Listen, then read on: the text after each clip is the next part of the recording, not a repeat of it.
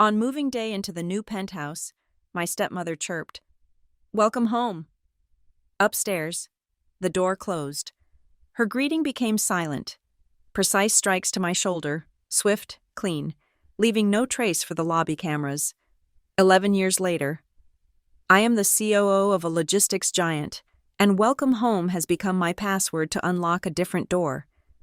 The one leading to the truth, in broad daylight, inside a glass boardroom. My name is Ariadne Cole. At 28, I thought I understood the architecture of my life. Its foundations were solid, its load-bearing walls predictable. Then my father bought Penthouse 47B at Wexler Point, and the entire structure shifted. The air in Raven Ridge that day was thick with the promise of a late summer storm, heavy and smelling of hot asphalt and ozone. Wexler Point cut into the bruised purple sky, a monument of steel and glass. The moving truck groaned at the curb, a beast of burden exhaling diesel fumes. I was wrestling with a box labeled Dad's Old Records, the cardboard edge digging a sharp line into my forearm, when Livia appeared at the grand entrance. She didn't walk. She glided. Livia, my father's wife of 6 months, was a masterpiece of curated elegance. Today, she wore a cream-colored linen dress that didn't dare wrinkle and shoes with heels so delicate they seemed to defy physics. Her smile was a bright, perfect slash of coral lipstick. "Ariadne, darling, leave that for the movers," she called. Her voice a melody played on crystal glasses. She floated towards me, her scent, something expensive and floral, like a garden locked under glass, arriving before she did. She took my free hand in both of hers. Her skin was cool and smooth. "Welcome home." The words hung in the humid air. Home, this cavernous lobby with its abstract art and a doorman who looked like a retired spy was not home. My home was a 4th-floor walk-up with a temperamental radiator and windows that faced a brick wall, but I smiled, a tight, polite contraction of facial muscles. "Thanks, Livia. It's quite a place." "Isn't it?" She squeezed my hand. "Your father wanted the best for his new family." Upstairs, in 47B, the scent of new paint and industrial cleaner was sharp enough to make my eyes water. The space was immense, a landscape of pale wood floors and floor-to-ceiling windows that captured the entire sprawling geography of Raven Ridge. Boxes were stacked in neat, temporary walls, disrupting the clean lines of the architect's vision. My father was on the phone in the future living room, his back to us, laughing loudly as he directed a furniture delivery. "Let me show you your room," Livia said, her voice dropping to a more intimate, conspiratorial tone. "I had it decorated just for you." I followed her up a floating staircase with glass railings that seemed to vanish into the air. The second floor was a long, silent hallway. She led me to the last door on the left, pushing it open. The room was beautiful, sterile, and wrong. It was decorated in shades of gray and blush, the kind of room designed for a photograph, not a person.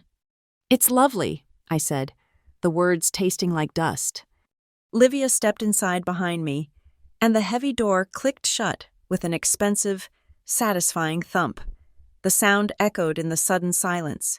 The noise from downstairs was gone, muffled by superior soundproofing. We were in a vacuum. Her smile vanished. It didn't fade. It was switched off. The warmth in her eyes went out like a snuffed candle, leaving something flat and cold. She moved with a speed that was startling. One moment she was by the door. The next, she had backed me against the cool, freshly painted wall between the closet and the ensuite bathroom. Her body didn't touch mine, but her presence was a physical pressure. "Let's get one thing straight," she said. Her voice was no longer a melody. It was the scrape of metal on stone. She raised her hand. I flinched, expecting a slap, the classic cinematic act of aggression. But Livia was more precise than that. She used the back of her hand, the hard line of her knuckles, and struck me squarely on my left shoulder blade. The blow was shockingly sharp, a concussive force that radiated from the point of impact, making my teeth ache. It wasn't about causing surface-level pain. It was a targeted, structural assault, A place a turtleneck or a high-backed dress would easily conceal. A place that would bloom into a deep, ugly bruise. A secret kept between my skin and my bones. She did it again. Same spot. The thud was sickeningly quiet. My breath hitched, but I refused to make a sound. She leaned in close, her face inches from mine. The expensive perfume was now cloying, suffocating. "Good girls," she whispered, her breath cool against my cheek. "Know how to keep quiet. This is my house now. You are a guest. Remember that." Her voice was like the smell of the apartment, clean, chemical, and devoid of any warmth. It was the scent of cold soap. I stared into her eyes, which were as calm and empty as the view from the penthouse windows. My mind, instead of panicking, began to catalog. It's a defense mechanism, a switch that flips from emotion to data. The sharp pain in my shoulder became an input, the silence of the room, another. I bit down on the inside of my cheek, tasting the coppery tang of blood. I held it in my mouth, focusing on the sensation. My gaze drifted over her shoulder, to the hallway I could no longer see. I mentally mapped it. The security camera was positioned at the far end, by the elevator. Its lens would have a wide angle, but it couldn't see through a closed door. The elevator had chimed at 3:17 p.m. when we arrived on the floor. I could hear, very faintly, the bass line of a song from the neighboring penthouse. 47A, a slow, rhythmic thumping, thump, thump, thump, like a second heartbeat. These were my anchors. These were the facts. She stepped back, and the smile returned as if a switch had been flipped back on. It was dazzling. "I'll let you get settled in," she chirped, turning and opening the door. "We're ordering pizza tonight.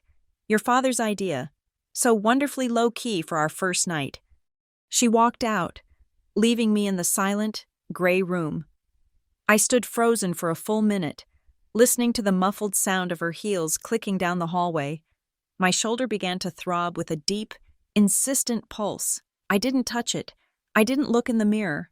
Instead, I walked to the window and looked down at the city, at the thousands of lives moving in predictable patterns. Up here, they were just lights and data streams. That night, the family portrait was perfect. I wore a charcoal gray turtleneck sweater, the soft cashmere a gentle pressure against the burgeoning bruise. My father, blissfully unaware, had his arm around me, his other around Livia. He was beaming, a man who believed he had finally purchased happiness. We were in the vast living room, the city lights of Raven Ridge glittering behind us like a fallen constellation. The camera flash was a small, temporary sun, bleaching the world white for a fraction of a second. In the resulting photograph, we were a perfect, smiling family. There were no visible marks. He ordered 3 large pizzas and laughed with his mouth full, telling stories about his first apartment, a place smaller than this penthouse's walk-in pantry. Livia moved around the marble island in the kitchen, pouring deep red wine into glasses that sang when her fingernail brushed against them. She played the role of the adoring wife, the gracious hostess, the angel of this new, sterile home. She laughed at all my father's jokes, touching his arm at precisely the right moments. She offered me a glass of wine, her eyes sparkling with a counterfeit warmth. I declined, opting for water.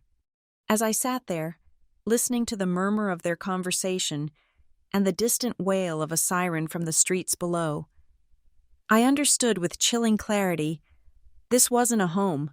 A home is a place of safety, of unconditional acceptance. This was something else. This was a stage. This was an active location. This was the first scene. Later, alone in my perfectly impersonal room, my phone buzzed. A message from Livia. It was a picture of the 3 of us from earlier, smiling against the backdrop of the city. The caption read, "Such a perfect first night. Welcome home. XO." I stared at the 2 words, welcome home, the password, the trigger. I took a screenshot. I opened a new, secure folder on my phone. I named it WH47B. I saved the image and the message. It was the first piece of evidence, the first entry in a log I didn't yet know how to label. For the first time in my 28 years, I knew with absolute certainty that I did not need sympathy. I did not need a rescuer. I needed proof. I needed leverage. Pity was a weakness. Data was a weapon. Livia had welcomed me into her house, and I had just opened the first file on her. The years that followed were an education in silent warfare. Livia's control was never overt, never something that could be captured on a security camera or recounted with any credibility. She managed my life through a series of carefully curated accidents. My university thesis, left on my desk, would be found the morning it was due with a perfect circle of condensation on its cover from a glass she'd forgotten she'd placed there. Car keys would vanish from the hook by the door just before a critical job interview, only to reappear in the pocket of a coat I hadn't worn in months after I'd already paid for a frantic taxi ride across town. Each incident was a masterpiece of plausible deniability, a small, untraceable act of sabotage designed to make me appear careless, forgetful, and unreliable. She never laid a hand on me again. She didn't have to. The memory of that first day was the invisible fence that kept me within her prescribed boundaries. So, I adapted. I became a student of patterns. My mind transformed into a ledger. I memorized the exact position of every object on my desk, the precise time Livia left for her yoga class on Tuesdays, the specific cadence of my father's questions about my day. I learned that Livia's tone would sweeten moments before she would accidentally spill coffee near my laptop. I recorded every detail, every deviation from the baseline, in a mental archive. The world of Penthouse 47B was not one of emotions. It was a system of variables, and I was its sole, dedicated analyst. When it came time to choose a career, the decision was simple. I didn't want a job. I wanted a fortress. I found it at Halberd Meridian, one of the largest logistics firms in the country. I specifically requested a position in the operations department, the company's central nervous system. It was a world I understood implicitly. In ops, there were no vague feelings or subjective interpretations. There was only data. A shipment was either on time or it was late. A customs form was either correctly filed or it was rejected. Every error, every deviation, was measured in minutes and dollars. It was a sanctuary of brutal, beautiful clarity. My ascent at Halberd was rapid, and to my colleagues, it seemed almost effortless. They saw a woman with an uncanny ability for foresight. I saw a skill honed in a hostile environment. Remembering the exact sequence of digital handshakes in a 27-step customs clearance process for a shipment of medical equipment was no different from recalling the precise order of items Livia had moved on the mantelpiece to imply I'd been careless. Tracking a container from a port in Shanghai to a warehouse in Chicago through a web of ships, trains, and trucks was merely a scaled-up version of mapping Livia's movements through the penthouse to predict her next move. My colleagues praised my attention to detail. I knew it was a survival mechanism I had polished into a corporate weapon. The discipline I practiced from 9 to 5, and often much later, became the armor for my personal life. My mantra was simple: evidence or silence. I never complained to my father. I never spoke of Livia's quiet aggressions to friends. An accusation without irrefutable, time-stamped proof was just an emotional outburst. It was noise. I dealt in signals. My personal life became as streamlined and efficient as a well-managed supply chain. At 32, I finally moved out. I found an apartment on the other side of Raven Ridge, a compact, minimalist space that was entirely my own. The silence in my own home was profound. It wasn't the loaded, watchful silence of the penthouse, but a true and peaceful emptiness. I controlled the variables here. I kept a key to 47B. Of course, my official reason was to help with my father, whose health was beginning to show the first subtle signs of decline. The unofficial reason was that you never abandon surveillance of a primary threat location. During my visits, I watched Livia evolve. She had leveraged my father's name and wealth with remarkable skill, transforming herself from a new wife into a prominent figure in Raven Ridge's philanthropic circles. Her name was on the boards of museum galas and hospital fundraisers, and at these events, she began to build a new network. I'd see pictures in online society pages. Livia, laughing, her hand on the arm of a senior executive from our primary banking partner, Livia, in a quiet, serious discussion with a city council member who oversaw port authorities, and most chillingly, Livia sharing a table with two members of Halberd Meridian's own board of directors.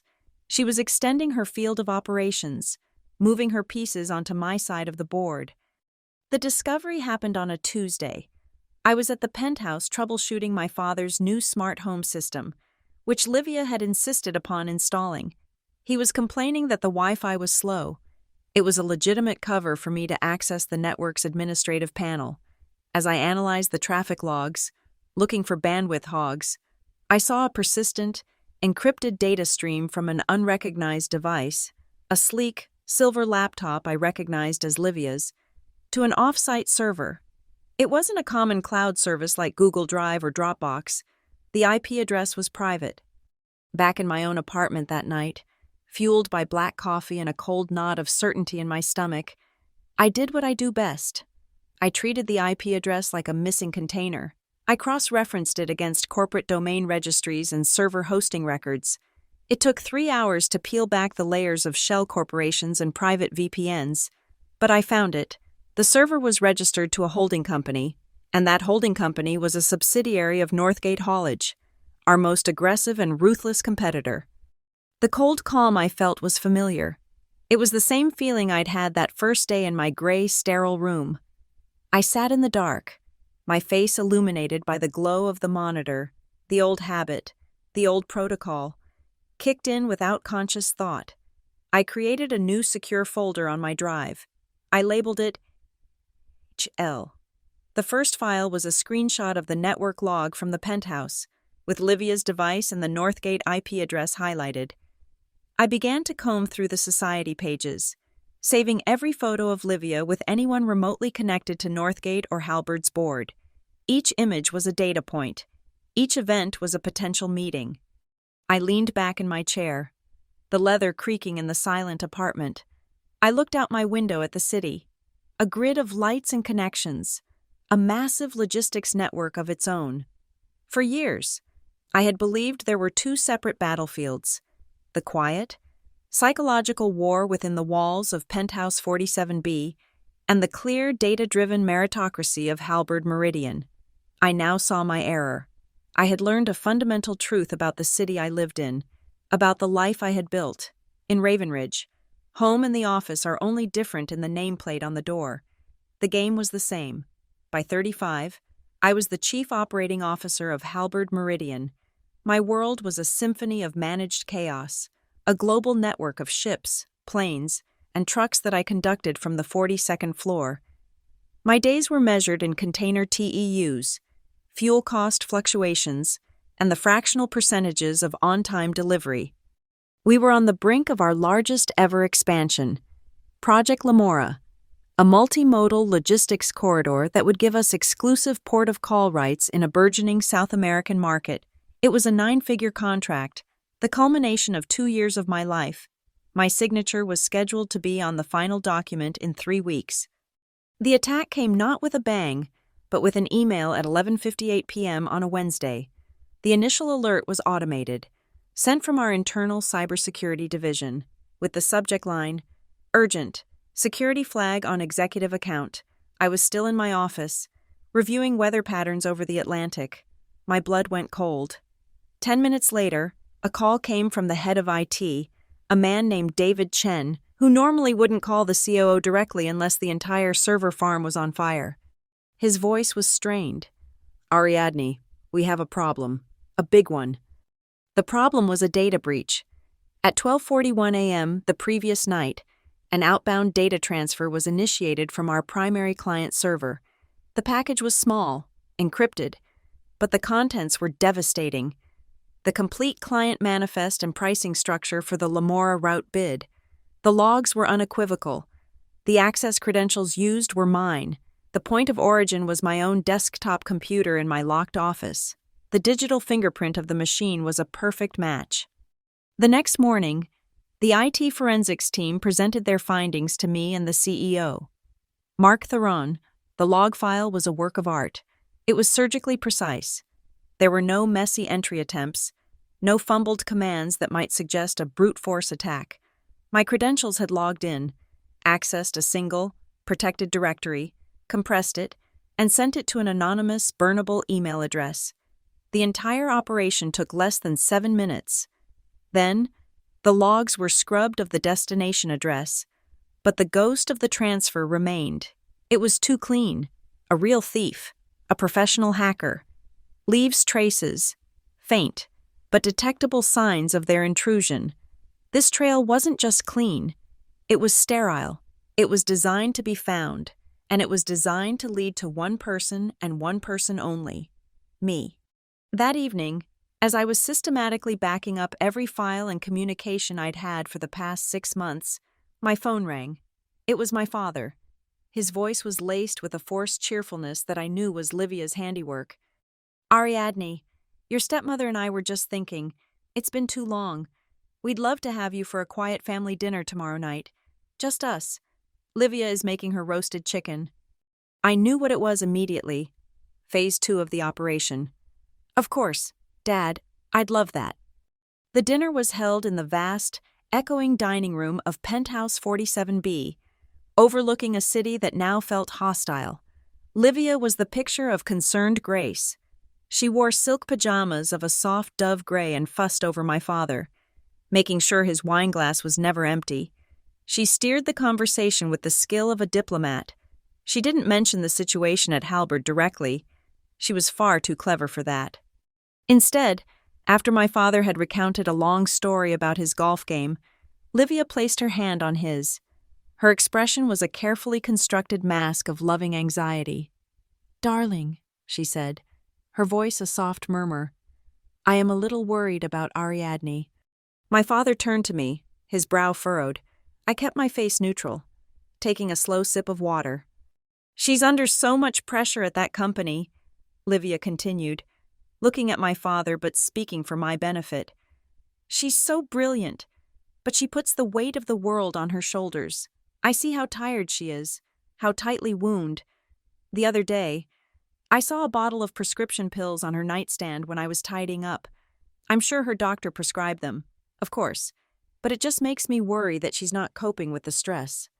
She had laid the foundation, Ariadne, the brilliant but unstable COO, overworked, stressed, perhaps reliant on medication, an employee who might, in a moment of poor judgment or a prescription-fueled haze, make a catastrophic mistake. She was providing the motive that the clean data log was missing. The emergency board meeting was convened at 9:00 a.m. the next morning. I walked into the glass-walled boardroom on the 45th floor. The faces around the long mahogany table were grim. Mark Theron, my CEO, wouldn't meet my eyes. The head of legal was there, as was the chair of the board. The incriminating log was displayed on the large screen at the end of the room. Mark cleared his throat. "Ariadne, this is difficult. The evidence is unambiguous. A catastrophic data leak originated from your terminal, using your credentials. Given the sensitivity of the Lamora project, we have no choice." He finally looked at me, his eyes full of a helpless corporate regret. "We have to suspend you, effective immediately. Pending a full internal and external investigation, you'll need to turn over your laptop, phone, and security credentials." The room was silent. They expected tears, denials, outrage. I gave them none of that. I stood, my posture perfect, and looked directly at Mark, then at the head of legal. "I understand the board's position," I said, my voice steady and devoid of emotion. "Pursuant to Section 11.4 of the Halberd Meridian Employee Charter regarding internal investigations of senior staff, I am formally requesting a complete, unedited copy of all server access logs for the past 72 hours, a full chain of custody report for the forensic analysis of my machine, and personal access to all security camera footage from the 42nd floor, executive elevator bank, and building lobby from Tuesday midnight to Wednesday morning." A flicker of surprise crossed the lawyer's face. I wasn't acting like a victim. I was acting like an auditor. Mark nodded slowly. "Your request is noted and will be granted. A courier will deliver the files to your residence. I placed my keycard, my company phone, and my laptop on the polished table. I nodded once to the room and turned to leave. As I walked down the long, silent corridor, my personal phone, which I had yet to surrender, buzzed in my pocket. I pulled it out. A text message from an unsaved number I knew by heart. It contained 2 words. Welcome home. I stopped. I looked up, at the far end of the hall, near the private elevator that led to the executive garage. Livia was standing. She was there to support my father, who was also a non-executive chairman of the board. She gave me a small, serene smile. It wasn't a smile of victory, it was a smile of ownership, the same look she'd had on her face right before she struck me 11 years ago. In that moment, I saw her entire strategy. She thought she was still on the 2nd floor of Penthouse 47B, in a soundproofed room with a closed door.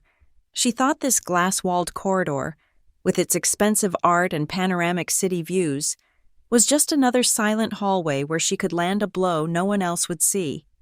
She was wrong. She hadn't cornered me in my room. She had just deployed a weapon in my territory. This wasn't a house. It was a data center. And she had forgotten one crucial detail. The house may have been hers, but I was the one who had spent the last 7 years building the security system. I hadn't been fired. I had just been given an unexpected leave of absence.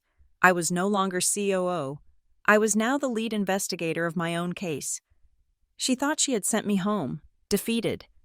But I had already moved. My new home wasn't a place of residence. It was a plan of action. The investigation had begun, not theirs, mine. The courier delivered the data package at 3 o'clock. It wasn't a manila envelope, but a sleek, encrypted hard drive, the corporate standard for sensitive information transfers. My apartment, usually a haven of quiet minimalism, transformed into a command center. I drew the blackout blinds, silencing the afternoon sun. The only light came from the cool white glow of my 3 monitors, arranged in a semicircle on my desk. My personal machine, a custom-built rig with a processor that could handle complex data rendering, became the heart of the operation. I wasn't Ariadne Cole, suspended COO, anymore. I was the chief analyst of a 1-person intelligence agency. The work began with establishing a clean timeline, a digital storyboard of the crime. I ingested the terabytes of data from Halberd, server logs, security footage, network traffic reports, and started to stitch the night together, second by second. File name, IT Forensics R Report, OG PDF, 004102. UTC, User Acoli Authentication Successful, IP. Origin, 10.1.1.42. Desk Terminal, 42nd floor. 04915, UTC. Directory, Server 01, Lamora Bid Client, manifest accessed and compressed into temp archive, zip. 005203, UTC. SMTP. Handshake initiated with external domain Raven Courier. Net. File temp archive. Zip successfully transferred. Connection terminated. 3 entries. The beginning, middle, and end of my corporate execution. It was elegant, it was precise, and it was a lie. I moved to the video files. The Halberd Meridian building is a fortress of surveillance. I pulled the footage from the main lobby. Timestamp 0038 UTC. There, a figure entering through the revolving doors. They kept their head down. A generic black baseball cap obscured their face. The clothes were dark and nondescript, but the gait, the slight swing of the arms, the overall build, slender, approximately 5'7", suggested a woman. She didn't approach the security desk. She had an executive access card. She swiped it at the secure elevator bank, and the light turned green. She stepped into the elevator, the polished steel doors sliding shut, her face never once turning toward a camera. Next, the environmental logs from my office. A smart building like Halberd's monitors everything. I pulled the HVAC data stream for my specific office unit. At 0030, the ambient temperature was a steady 21 degrees. My preferred setting. It remained constant. Then, at 00:45:12, a microfluctuation, the temperature rose to 23 degrees. Over the course of a single minute, the HVAC system kicked in to compensate. A 2-degree increase, insignificant to a human, but a clear signal to a sensor. It was the heat signature of a human body entering a climate-controlled space. The intruder was in my office 6 minutes after the login. No, the login happened while the intruder was in my office. Now for the network traffic. The IT report focused on my terminal, but I widened the net to the entire floor's Wi-Fi access point. And there it was, a ghost in the machine, a MAC address, the unique hardware identifier for a device that didn't belong to any company-issued equipment. It appeared on the network at 00:39:45, a minute after the figure entered the elevator. It was active for exactly 12 minutes, then vanished at 00:51:57, just before the data transfer was completed. A 12-minute window, long enough to connect a device to my docked laptop, initiate the pre-planned sequence of commands, and exfiltrate the file. I ran a trace on the MAC address. It wasn't a phone or a laptop. The hardware signature belonged to a high-end portable travel router, a device used to create a secure, private Wi-Fi network. Clever. The signal was weak, suggesting it wasn't on our floor. I cross-referenced the signal strength logs with the architectural plans of our building and the surrounding area. The signal vector pointed east, across the street, to a luxury residential tower. The Argent, specifically, to a corner unit on the 40th floor. A quick search of the city's short-term rental database confirmed it. Apartment 4012 at the Argent was an Airbnb. By sunrise, I had booked apartment 4012 for 3 nights under the alias Cassandra Bell, using a prepaid credit card and a burner email. I arrived at noon. The apartment was impersonally stylish, with gray furniture and abstract art, but I wasn't interested in the decor. I walked straight to the floor-to-ceiling window. The view was breathtaking. It was a perfect, unobstructed line of sight directly into my office on the 42nd floor of the Halberd Meridian building across the street. At this distance, you couldn't see a person clearly, but you could see the lights, the desk, the monitors, and at night, with my office lights on and the rest of the floor dark, my window would become a perfect, illuminated stage. The key piece of evidence wouldn't be on my side of the street, but on hers. I went back to the Halberd security footage, this time focusing not on the interior cameras, but the high-resolution exterior cameras used to monitor the building's facade. At night, the mirrored glass of a modern skyscraper has a peculiar quality. From the outside, it reflects the city, but from the inside, looking out into the darkness, it becomes a mirror. The exterior cameras, positioned at the right angle, wouldn't see into my office, but they might catch the reflection of my office in the glass of the building opposite. It was a long shot. I isolated the 4 cameras with a potential angle and began scrubbing through the footage, frame by excruciating frame, synced to my timeline, for hours. It was nothing but the distorted lights of Raven Ridge. Then, I found it. A flicker of movement, a brief, warped reflection in a single pane of glass on the Argent's facade. I isolated the frames, from 00:45 to 00:52. The image was blurry, a funhouse mirror version of reality.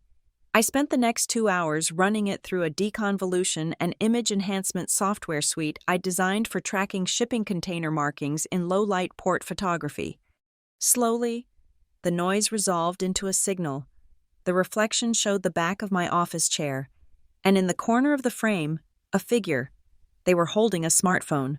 The phone itself was obscured, but the case was not.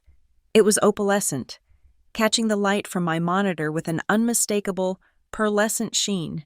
A mother-of-pearl phone case. My heart didn't beat faster. It became colder, heavier. I minimized the video enhancement window. I opened the secure folder on my drive, the one I had labeled NGHL. I opened a subfolder titled Social Events. I clicked on an image from the Raven Ridge Museum Benefit Gala, which had taken place the previous week.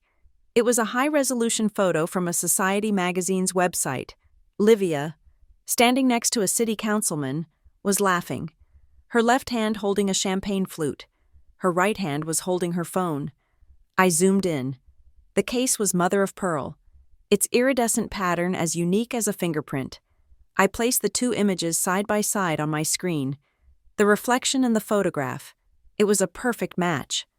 The final piece of the puzzle was the kill vehicle itself. The anonymous email domain. Raven Courier. Net. It sounded generic, disposable, but someone had to pay for it. I ran a WOI search and a DNS history lookup. The domain was registered 2 weeks prior through a third-party service that promised anonymity, but they always leave a trail. I used a contact from my early days in logistics, a gray hat hacker who specialized in tracking financial data for recovering stolen shipments. For a price, he could peel back the layers of anonymous payment services. 2 hours later, an encrypted message appeared on my screen. It contained a single line of text. Payment entity, Visa, 4822 XXXX 9172, supplemental card holder, Livia Cole, primary account holder, Robert Cole. My father's credit card, the supplementary card he'd given her for household expenses. It was the most brutal and elegant part of her plan. Using his account created a layer of misdirection, a potential dead end for investigators who might suspect corporate espionage from a board member's family, but who wouldn't think to look at the wife. The weapon wasn't a sophisticated piece of malware. It was an act of familial trust, twisted into a tool of betrayal. The access card she used, I now realized, was my father's guest card, which he kept in his home office, an office Livia organized weekly. I leaned back, the evidence arranged on my screens like a constellation. The woman in the cap, the heat signature, the ghost router, the Airbnb, the reflection in the glass, the pearl phone case, the credit card, every piece connected, every data point reinforcing the others. She had built a case against me using the language of my world, clean logs and digital fingerprints. Now, I had built one against her using the same language. Her weapon was the intimate access of family. My weapon was the cold, hard, and undeniable truth of data. I created a new master folder on my secure drive. I moved all the evidence into it, the timelines, the enhanced images, the network logs, the financial trace. I sealed it with 256-bit encryption. I named the operation Project BUH. Welcome home. Proof is a foundation. What I had built with Project BUH was solid, but it was retrospective. It explained the past. To win. I needed to capture the present. I needed to build a trap, not just an archive, an active measure, not a passive collection of facts. The hunter doesn't just find tracks, she sets a snare. My first move was to communicate weakness. I sent a single, formal email to Mark Theron and Halberd's head of legal. The subject was personal leave request. The body was concise. Following the recent distressing events, I find myself in need of a week to recuperate and consult with my personal legal counsel. I trust the internal investigation will be thorough. I will be available by email if absolutely necessary. It was the perfect performance of a wounded executive, retreating to lick her wounds. It bought me 7 days of radio silence, 7 days to lay the digital tripwires. My target was no longer Livia's past actions, but her future ones.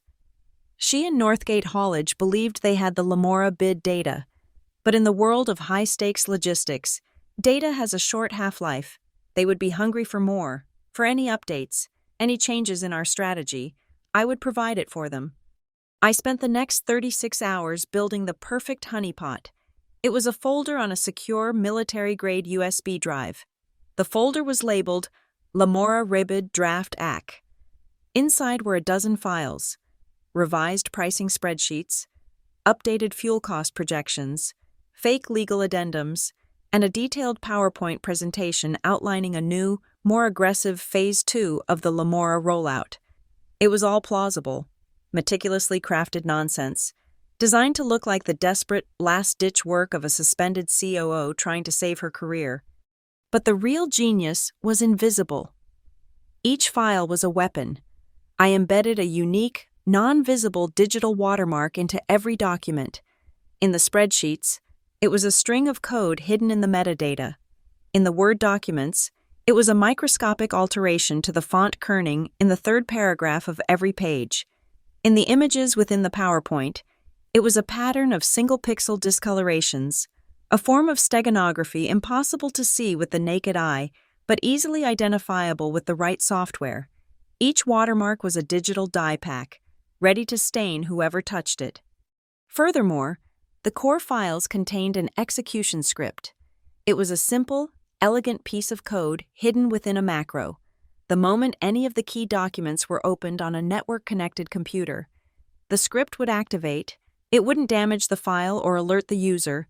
It would simply send a single, encrypted data packet, a ping, to a private, anonymous server I had set up.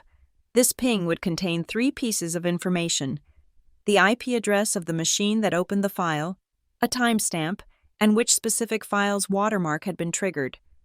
The delivery system had to be flawless, leveraging the very weapon Livia had used against me: family. I drove to the penthouse on Thursday afternoon. My father was there, his face etched with worry. Livia was absent, attending a charity luncheon. I had checked her social calendar. I looked suitably defeated. My shoulders were slumped. My voice was quiet. I handed my father the sleek black USB drive. "Dad, I need a favor," I said, my voice carefully modulated to sound strained. "A huge one. I think I know how they framed me. I was working on a revised bid, a better one, before they suspended me. This is it. I need a lawyer to see it, a really good one, to understand how valuable the data they stole was. But I can't use my corporate counsel, and I don't trust anyone right now." He took the drive, his hand closing around it like a lifeline. "Of course, Ariadne, anything. Who should I take it to?" This was the critical moment. I don't know who to trust," I repeated, letting the helplessness hang in the air. Could you just ask Livia to get it to your personal attorney? The one she uses for the estate planning. She knows him. Just tell her it's urgent, for me. Tell her it's my only chance to figure this out." I had baited the hook with my own vulnerability. I was asking my father to give the weapon directly to the enemy, cloaked as a desperate plea for help. He was the perfect, unimpeachable courier. He nodded, his expression firm with paternal duty. "I'll give it to her the moment she gets home. I'll tell her it's the most important thing in the world." The next 24 hours were the longest of my life. I sat in my darkened apartment, a single monitor displaying the live log of my private server. It was a blank screen, a silent testament to my waiting. I ate nothing. I didn't sleep. I just watched, and I listened.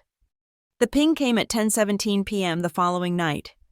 The server log, previously empty, populated with a string of text.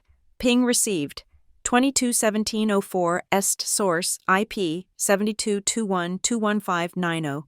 Trigger, Lamora Rebid, pricing V4 at XLX.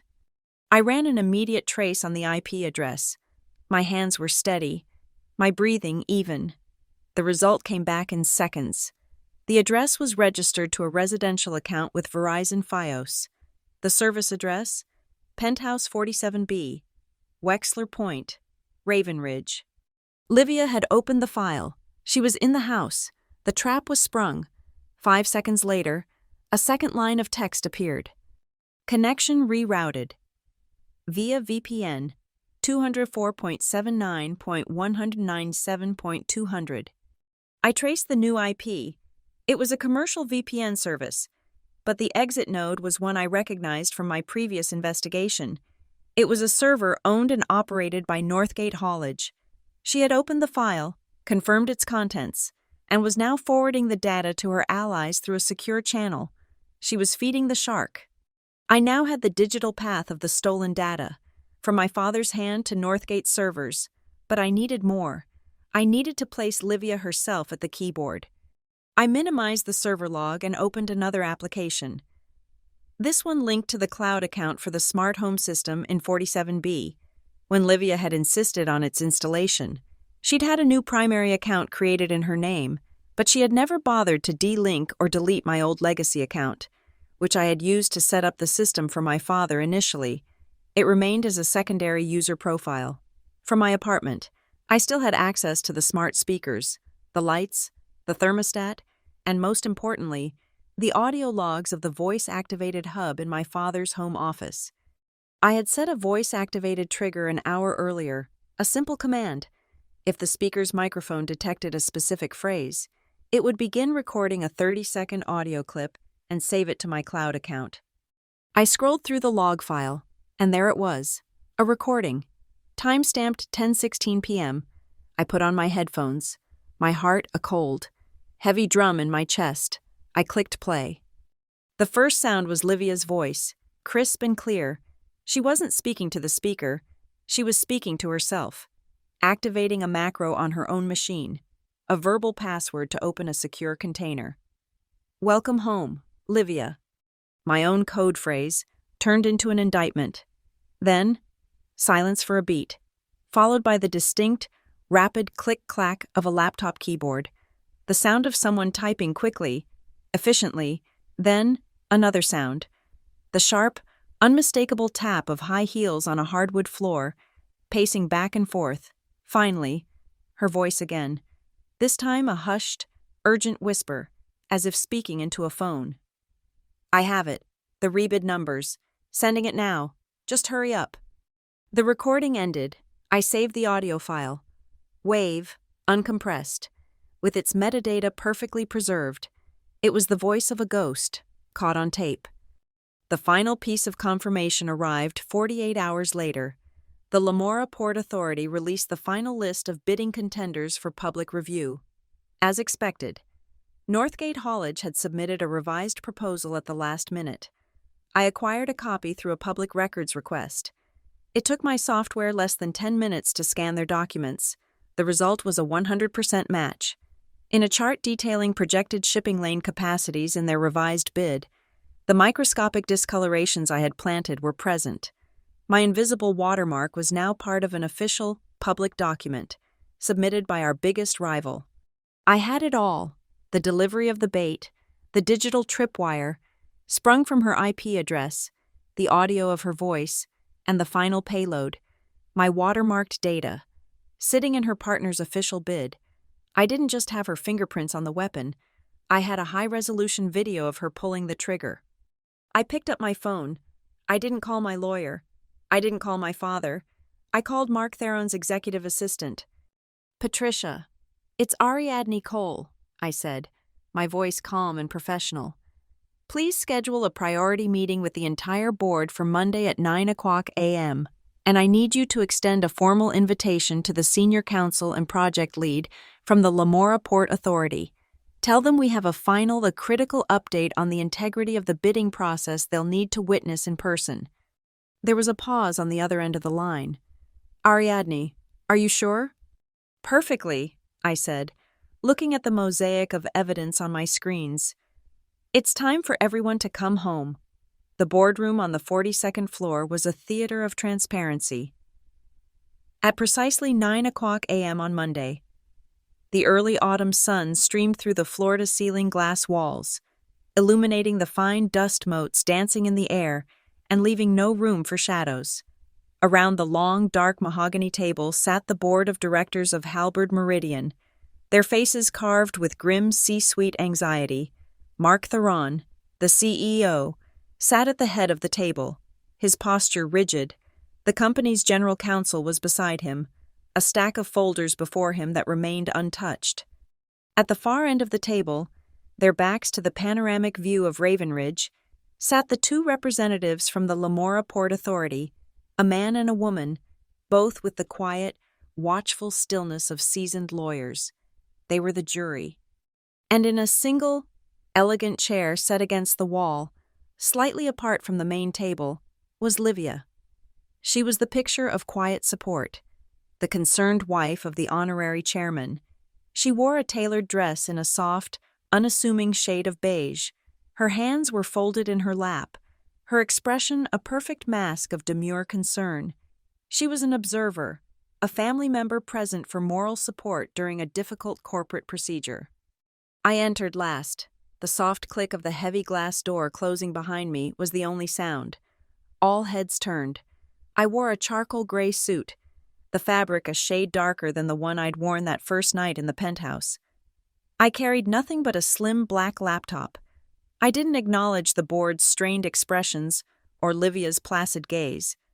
I walked to the vacant seat opposite the CEO, connected my laptop to the room's presentation system, and stood. The large screen behind Mark Theron flickered to life, displaying a simple, clean desktop. "Good morning," I said. My voice was calm, level, and filled the silent room. "We're here to discuss a security breach, but to do that, we first have to understand the language of the attack." I looked around the table, meeting each board member's eyes before briefly letting my gaze pass over Livia.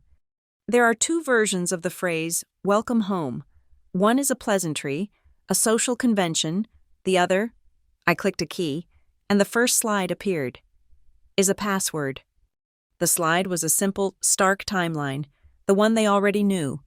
041, login, Acoli, 049, download, 052, transfer, the clean, damning evidence against me. "This is the story the company believes," I stated. "It's neat, it's simple, and it's wrong." I advanced to the next slide.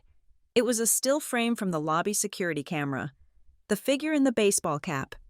The breach began here, at 0038, when an unauthorized individual with a high-level access card entered the building.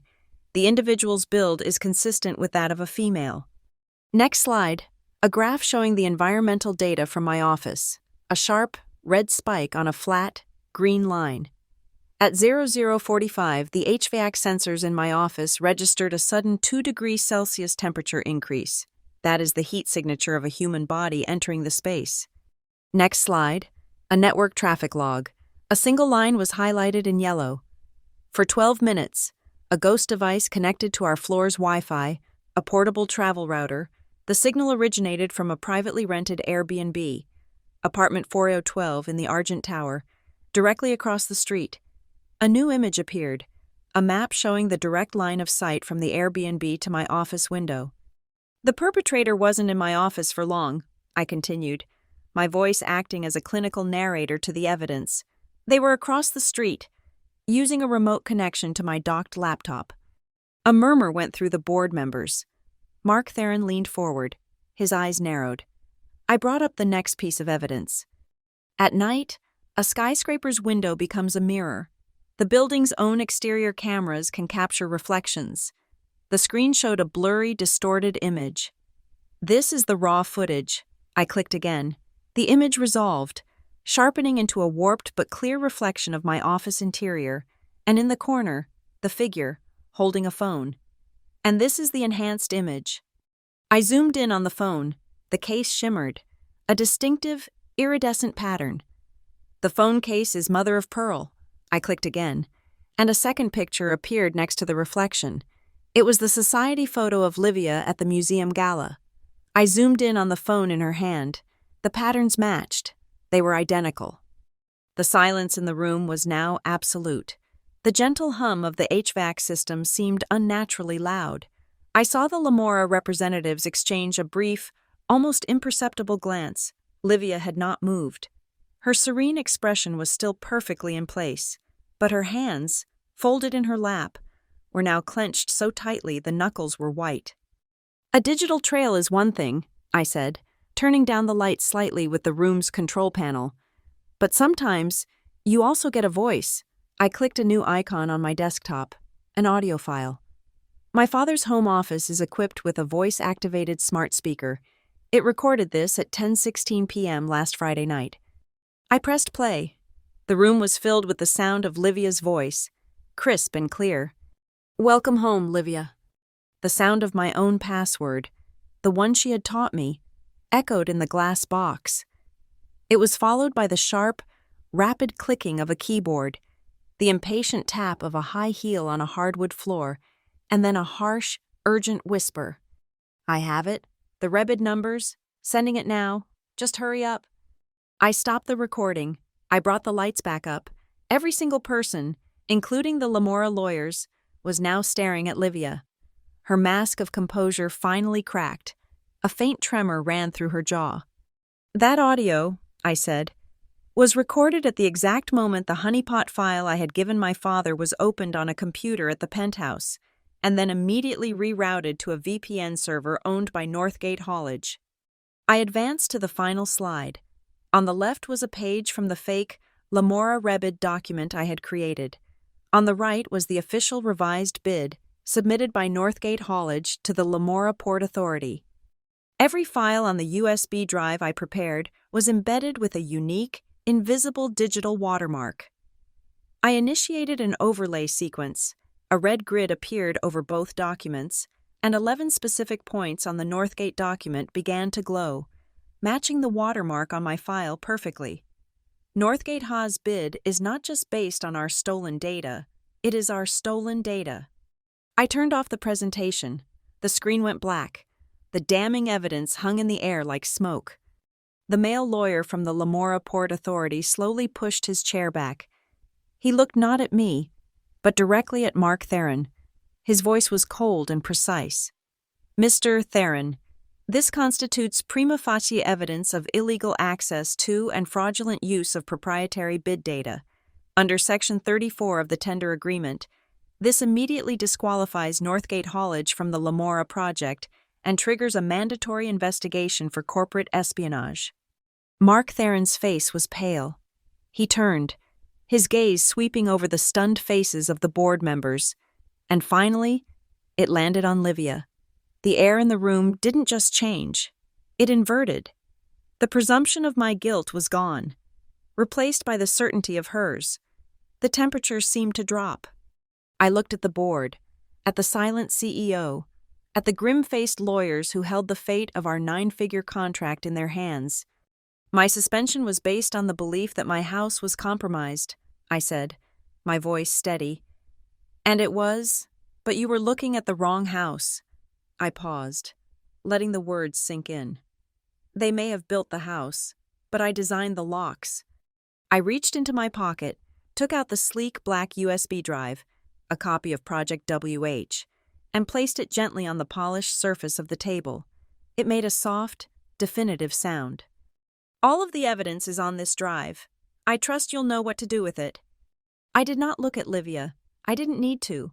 Her war was over. Mine was won.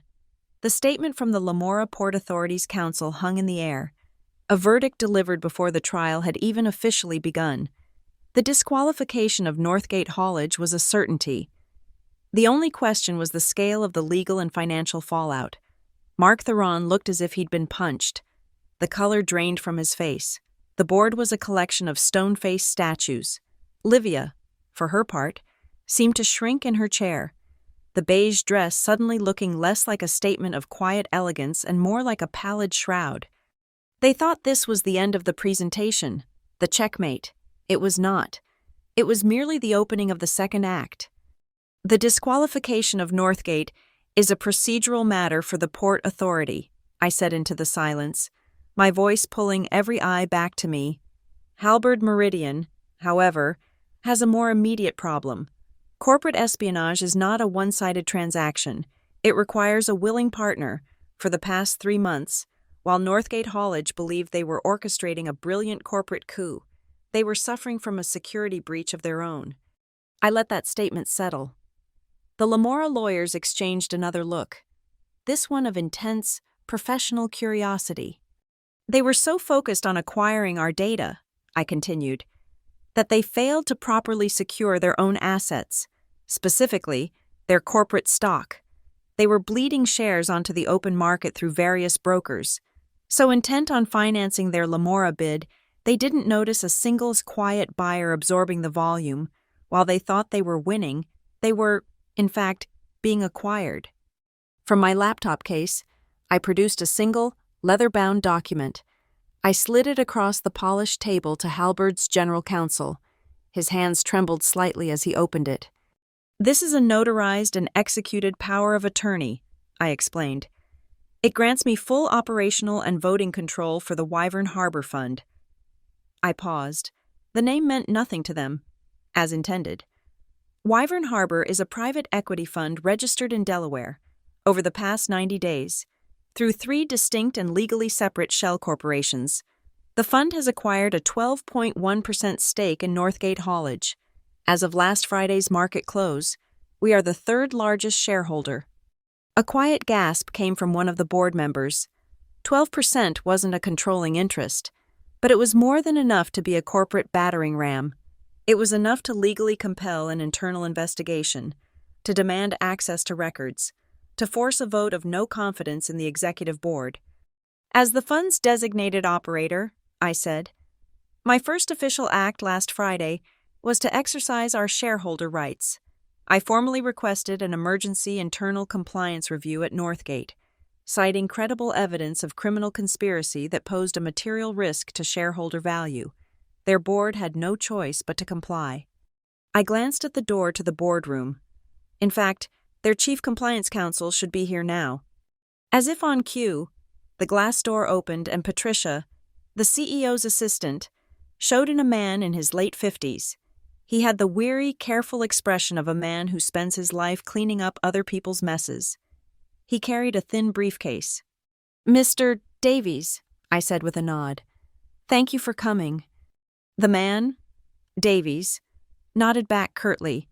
He walked to the table, opened his briefcase, and placed a single, bound report in front of Mark Theron. He did not acknowledge anyone else. He was Northgate's lawyer, and he was here on a legal obligation, not a social call. As per the shareholder demand filed by the Wyvern Harbor Fund, Davies said, his voice a dry monotone, my office conducted a full forensic audit of all server traffic related to the Lamora project between 10 o'clock p.m. last Friday and 1 o'clock a.m. Saturday. The findings are conclusive. He tapped the cover of the report. The executive summary is on page 1. Mark Theron's hands fumbled as he opened the document. The general counsel leaned in to read over his shoulder. I already knew what it said. I had been sent a courtesy copy an hour before the meeting. The report details a single incoming data package from a secure VPN. I narrated for the benefit of the room, a VPN which my own investigation has already traced. But Mr. Davies's team was able to trace the connection before it was anonymized by the VPN. The origin IP address is noted on page 2. Mark's head snapped up, his eyes wide with disbelief. It's the same IP address, he whispered. Wexler Point, Penthouse 47B. He looked at the report again. User ID. Guest.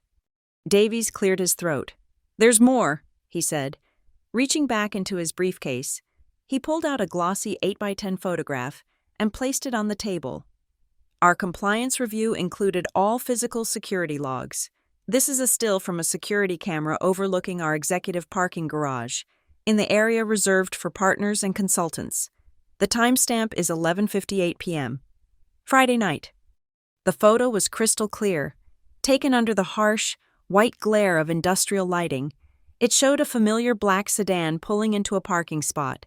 The angle was perfect, capturing the driver's face through the windshield. It was Livia. The room was now beyond silent. It felt as if all the air had been sucked out. Livia's face was a mask of chalky, abject terror.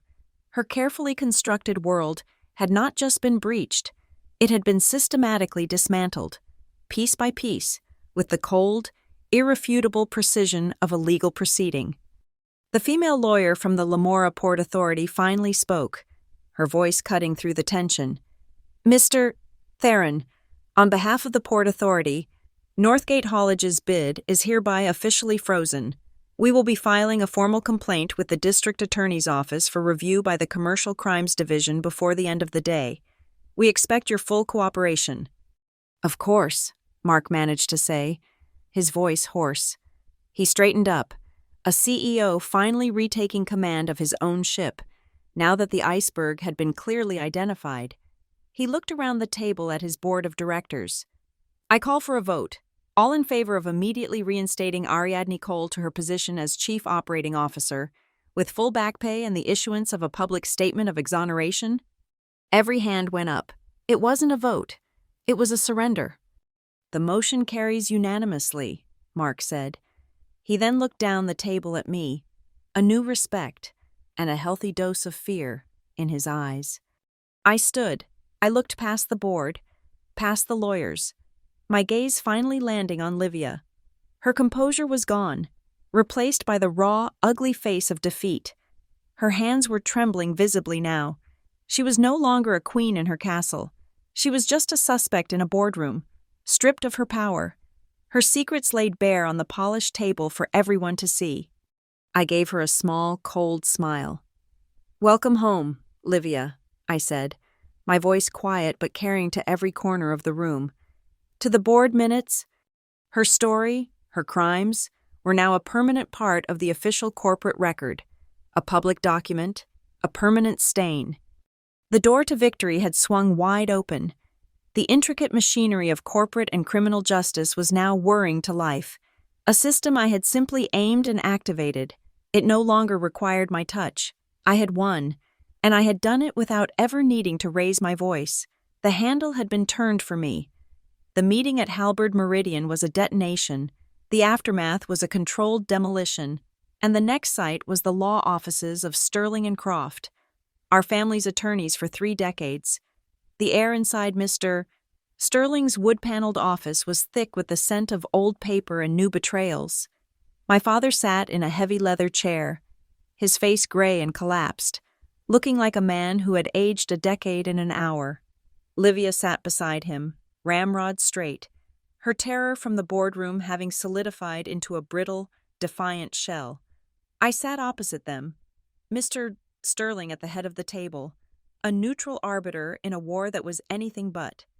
I began. There were no pleasantries. I slid a thin file across the polished surface of the table. It stopped directly in front of my father. "This is the documentation you requested, Mr. Sterling," I said, my voice as neutral as the room's beige walls. I then looked at my father. "Dad, this is a copy of the monthly statements for your supplementary Visa card, the one Livia uses for household expenses." He reached for it slowly, his hands unsteady. He flipped through the pages, his eyes scanning the columns of figures. I had bookmarked the relevant page. His gaze stopped. He stared at a single line item, dated 3 weeks prior. Merchant. Secure Domains, LLC. Service, 1-year registration, Raven Courier, net. The price was insignificant, a trivial $99, but its meaning was catastrophic. It was the cost of the bullet used to shoot me. His face, already pale, seemed to crumble. The robust, confident man who had built an empire from nothing disappeared, replaced by a fragile, heartbroken stranger. "Before you respond, Livia," Mr. Sterling interjected, his voice calm and authoritative, "there is another matter we must address." He opened a thick blue folder that was already on the table. "Robert, 6 months ago, I advised you against signing a new codicil to your living will. You insisted. The codicil, which Livia heavily advocated for, alters the structure of your primary trust. In the event of your incapacitation, it would grant her sole trustee authority, effectively bypassing Ariadne and the executive committee. It was all there. The short-term goal was corporate sabotage. The long-term goal was the complete appropriation of my father's legacy and wealth. Livia had been playing a different, much longer game than any of us had realized. "That's a lie," Livia hissed, her voice sharp with venom. "I was trying to protect him, to simplify things so he wouldn't have to worry." "Access has always been your primary objective, Livia," I stated, my tone unchanging. I placed a small digital audio recorder on the table. It was the same one from the boardroom. "This is a recording from 2 months ago. You may recognize the other voice as belonging to Elena, my father's then physical therapist." I pressed play. Livia's voice filled the room. Not a whisper this time, but a tone of sweet, saccharine coercion. "Elena, it's just a thank you gift. A little cash to show our appreciation. All you have to do is sign the receipt saying you accepted it. And while you're here, I just need to get into the document room for a moment to find some old insurance papers. Robert won't mind." The recording continued with the therapist's hesitant, uncomfortable refusal. The implication was clear. She had been attempting to bribe staff for access to my father's private financial documents. This wasn't a one-time act of desperation. It was a pattern of behavior, a methodical campaign of infiltration. That was the final piece. My father looked at Livia, and for the first time, I saw no love, no confusion, only a vast and empty clarity. He straightened his shoulders, he stood up, took his phone from his pocket, and dialed. "Yes, this is Robert Cole," he said, his voice now cold and hard as iron.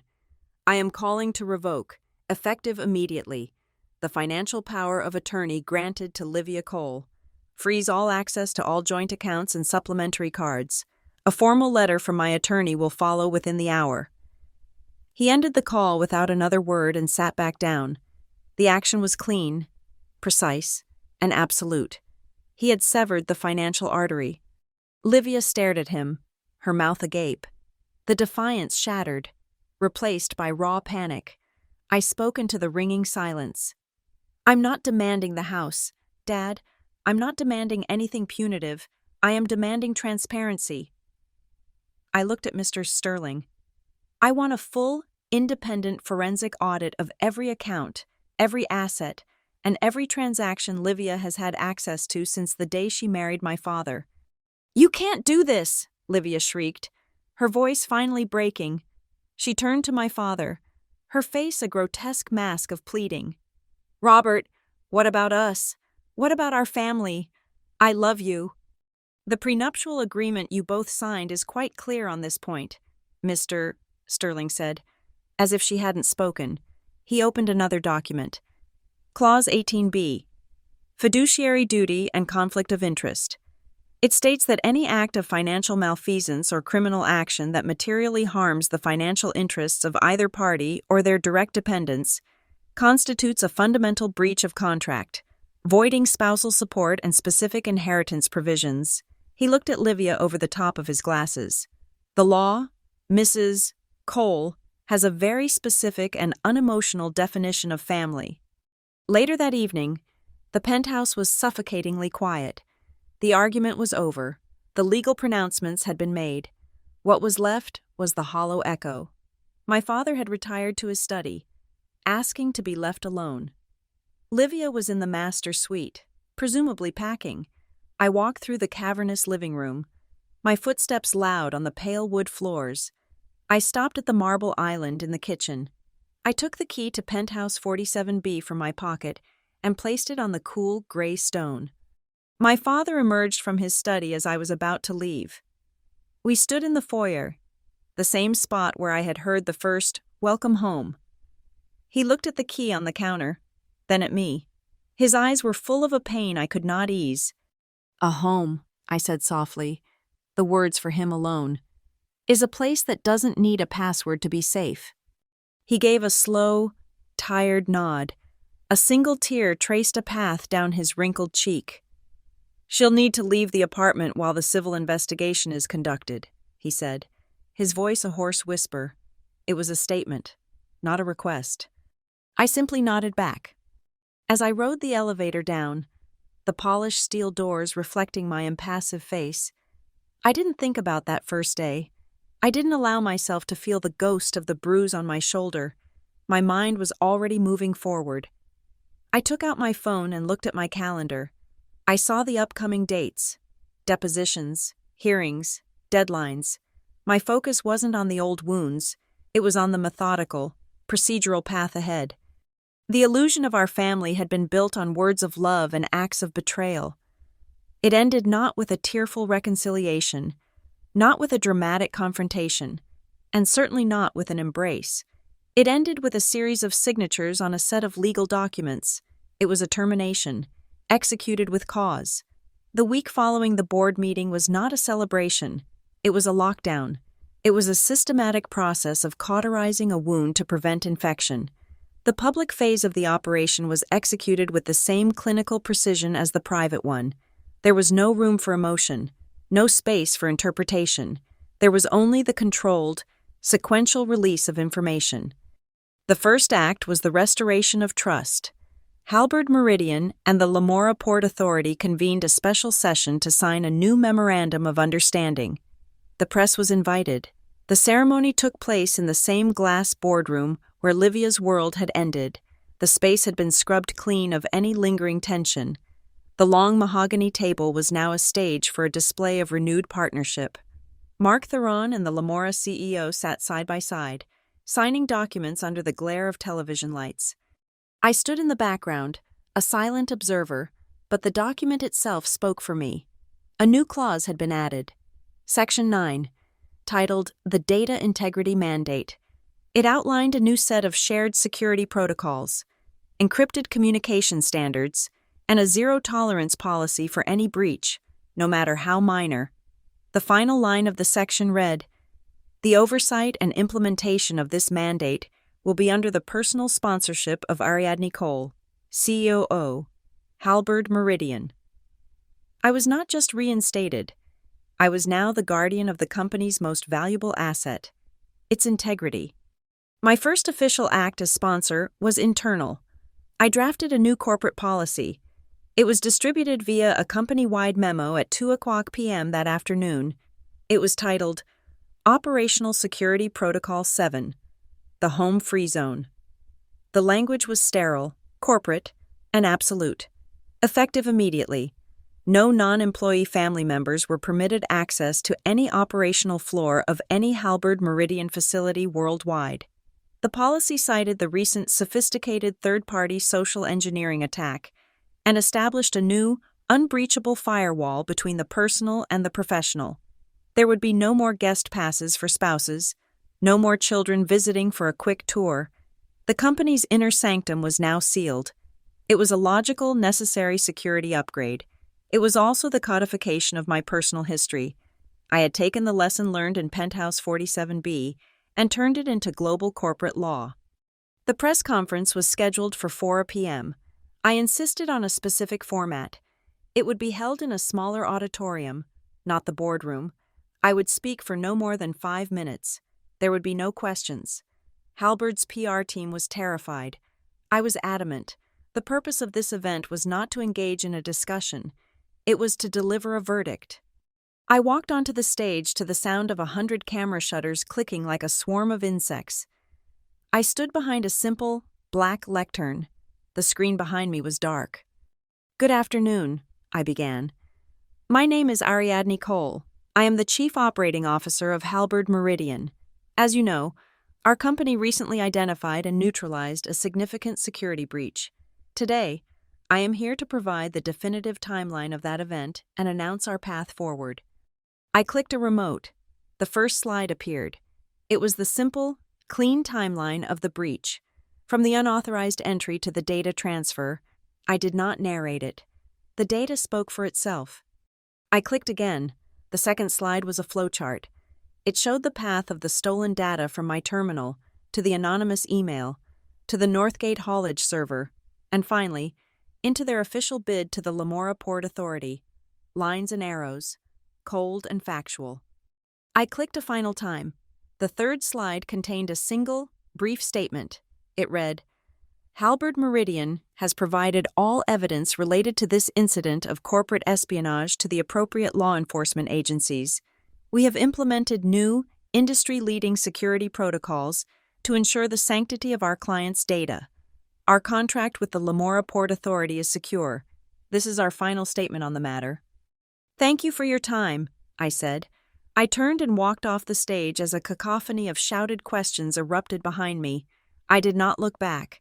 The narrative was set. It was a story of a corporation that had been attacked, had defended itself, and had emerged stronger. The human element, the family drama, was entirely absent. It had been redacted from the public record. The Commercial Crimes Division of the Raven Ridge Police Department had indeed opened a file. 2 detectives, a man and a woman who looked tired and overworked, met with me and our legal counsel. I did not provide a narrative. I did not give a tearful victim statement. I simply handed them a copy of the USB drive, the same one I had given the board. "All of the relevant data is on this drive," I said. "Logs, images, audio, and financial records. The evidence is self-explanatory. I provided facts, not commentary. My revenge was not personal testimony. It was a well-organized cache of verifiable data. The market delivered its own verdict. At 4:15 p.m., just after my press conference concluded, Northgate Haulage released a terse statement announcing that they were fully cooperating with an internal review regarding their Lamora bid. The market, which loathes uncertainty and scandal in equal measure, reacted instantly. By the time the closing bell rang, Northgate's stock had fallen by 11%, wiping out over $100 million of shareholder value in a single afternoon. From my office, I watched the final number flash red on the ticker crawling across the bottom of a financial news network. It was a quiet, satisfyingly numerical conclusion. My final public act of the day was an email, sent to every employee at Halberd Meridian. The subject line was simple: moving forward. The body of the email contained a single sentence: "Welcome home, team. This is the home of clean data." The next morning, we held a company-wide town hall meeting. When Mark Theron introduced me and I walked onto the stage, the applause started. It wasn't a trickle, it was a wave. It rolled through the auditorium, a sustained, thunderous roar from thousands of people: the drivers, the analysts, the warehouse managers, the data scientists, who formed the true foundation of the company. It wasn't a sound of pity or even just of support. It was a sound of relief, a collective exhalation. It was the sound of 1,000 secure doors clicking shut all at once. That night, alone in my quiet apartment, I took out my phone. I navigated to my secure folder. I looked at the name, WH47B. It contained a history of pain, meticulously documented: the screenshots, the photos, the logs. It was the architecture of a war I had won.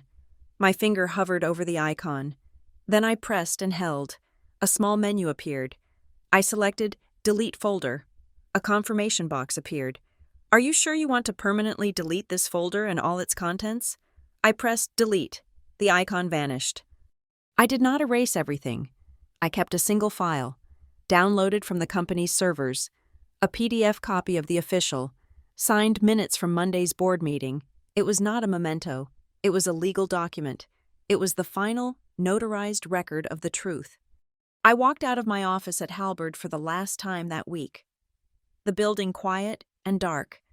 As I walked down the long, glass-walled corridor, my reflection moved with me, a solitary figure against the glittering backdrop of the city lights.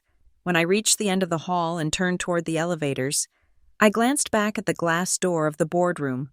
For a moment, I saw my reflection, small and distant in the polished surface, before it disappeared into the darkness. Enough. There is no more to tell. The elevator ascended in silence, a hermetically sealed capsule of polished steel and recessed lighting, rising through the spine of Wexler Point. I watched my reflection in the mirrored walls, a woman in a dark gray suit, her face a neutral mask. There was no triumph in her eyes, no lingering anger. There was only the quiet, steady composure of an auditor about to close a final, long overdue account. This was the last entry in the log, a final, physical task to complement the digital and legal firewalls I had erected. The elevator chimed softly, a sound I had memorized over years of reluctant arrivals. The doors slid open onto the silent, empty hallway of the 47th floor. My footsteps made no sound on the thick, plush carpet. The door to penthouse 47B was slightly ajar, propped open by a rubber wedge, a sign that the cleaning crews had been through.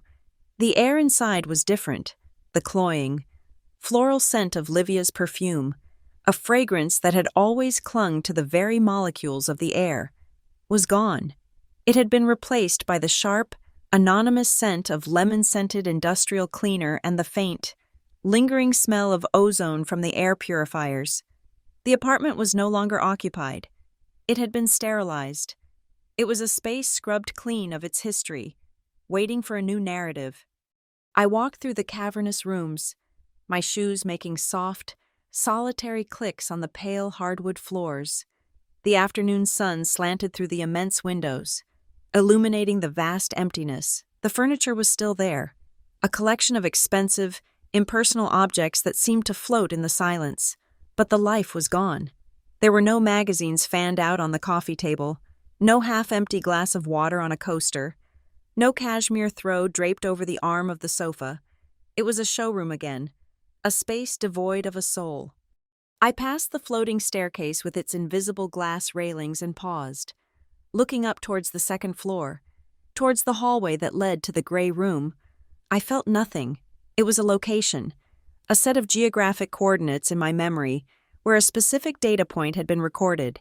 The file was now archived, encrypted, and irrelevant to future operations. There was no need to revisit it. My destination was the foyer, a grand, echoing space of marble and glass just inside the front door. This was the epicenter. This was the precise location where the first event had occurred, where the initial line of malicious code had been delivered. I stood on the exact marble tile where my 28-year-old self had stood, clutching a cardboard box, and received Livia's first greeting. I could feel the ghost of it in the air, a faint, residual energy. I took my personal phone from my pocket.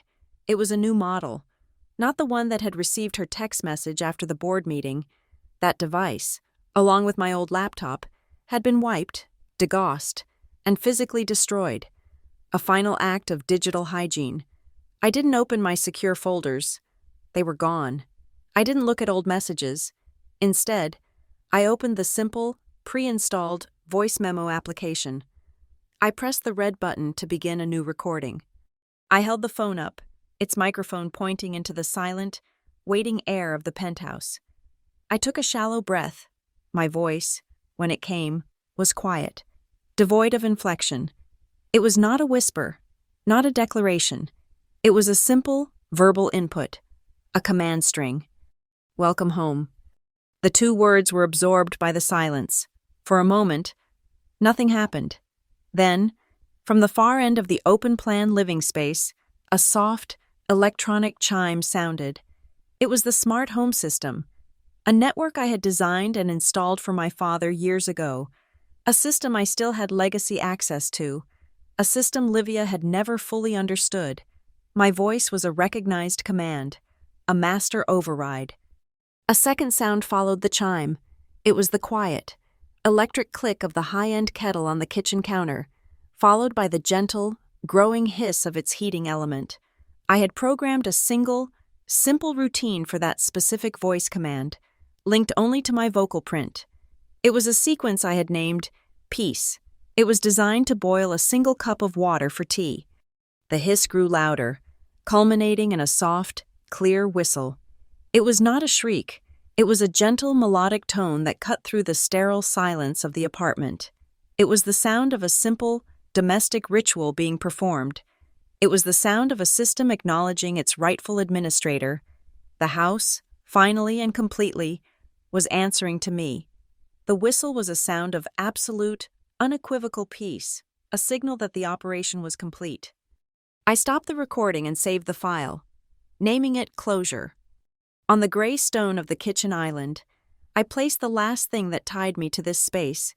It was the thin plastic elevator access card. My key. It made a soft, final click as it landed on the cold surface.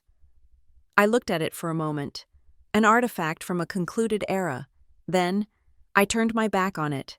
I did not look back at the vast, sun-filled rooms. I did not look at the view of the city. I walked towards the door. As my hand touched the cool metal of the handle, my phone vibrated in my pocket. I pulled it out. The screen was lit with a new message notification. It was from Mr. Sterling, my lawyer. The message was brief. A simple statement of fact. Temporary restraining order against L.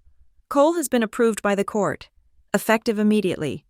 It was another firewall, this one made of law instead of code. A legal perimeter had been established. I read the words, processed them, and swiped the notification away. It was not a moment of celebration. It was the confirmation of a completed task, a final status update. I stepped out into the hallway and pulled the heavy door of Penthouse 47B shut. The latch engaged with a solid, satisfying thud, a sound of finality. I walked to the elevator and pressed the button. The steel doors slid open, and I stepped inside, the sole passenger on a journey away from the sky. I looked at my reflection one last time in the pristine, unblemished steel. A woman in a suit, her face calm, her eyes clear. There was no trace of the past in her expression. The doors began to slide shut, bisecting the image. My reflection narrowed, shrank, and then, as the doors met with a soft sigh of compressed air, it vanished completely. There is no epilogue. There are no apologies. There will be no more strikes. The phrase, "welcome home," is a key now, but it is one I own. It opens doors only of my choosing. It is a password to a life I have built myself, on a foundation of clean data and unbreakable truth. The end. Thank you so much for listening to my story. I'm always fascinated to know where my words travel, so please comment below and let me know where in the world you're tuning in from. I'd love to hear your thoughts on Ariadne's journey. If you enjoyed this, please consider subscribing to the channel and giving this video a like. And if you really want to support this work, please hit that hype button to help this story get heard by more people. Your support means the world.